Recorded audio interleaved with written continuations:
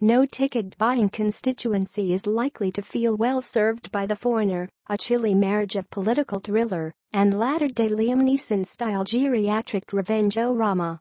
Neeson, of course, pivoted to the throat-punching game late in his career. Jackie Chan, The Foreigner's top-billed star, has been making action films his entire professional life.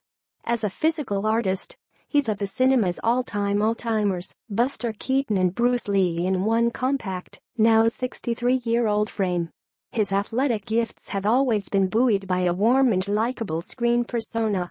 As connoisseurs of the failed-stunt gag reels that used to play under his movies' closing credits can attest, he always hurt himself for real far more than he ever pretended to hurt anyone else. And all for our amusement. Well, there's no gag reel at the end of The Foreigner, and Chan's bright smile is nowhere to be found, not even in the relatively cheerful opening moments when his character's adolescent daughter is still alive. He's due some credit for trying to branch out, I suppose. His co-star Pierce Brosnan stays much closer to his strengths as a philandering Irish deputy minister scrambling to keep his career and his own family alive, in that order. In a scenario adapted by David Marconi from a Stephen Leather novel called, The Chinaman, Chan plays Quan, a Chinese-born soldier who fought for the Americans in Southeast Asia. He now cherishes his quiet life running a small London restaurant and fretting over who's taking his adolescent daughter to a school dance.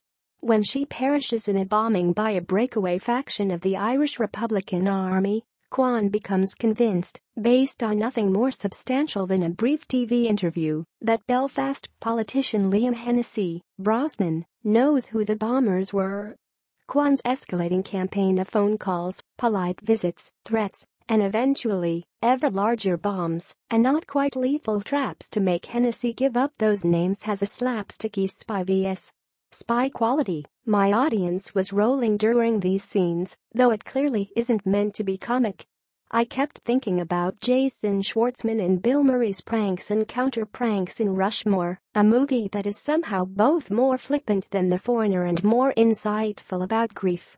A more apples-to-apples comparison would be Collateral Damage, a 2002 Arnold Schwarzenegger flop that featured a somewhat humanized Austrian oak as a firefighter who seeks revenge when his wife and child are killed in a terrorist bombing. Arnold cried for them in that movie.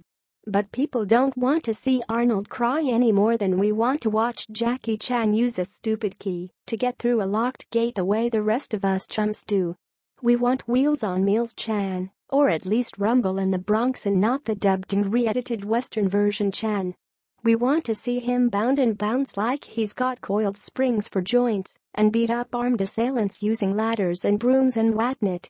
He obliges us in The Foreigner, a little, though again you feel like he's suffering more than the younger bigger man he's roughing up.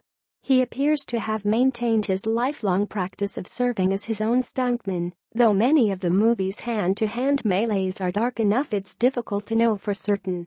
You also get to see him cauterize his own wounds with a red-hot knife and weep himself to slumber in the icy rain, like John Rambo did back in 1982.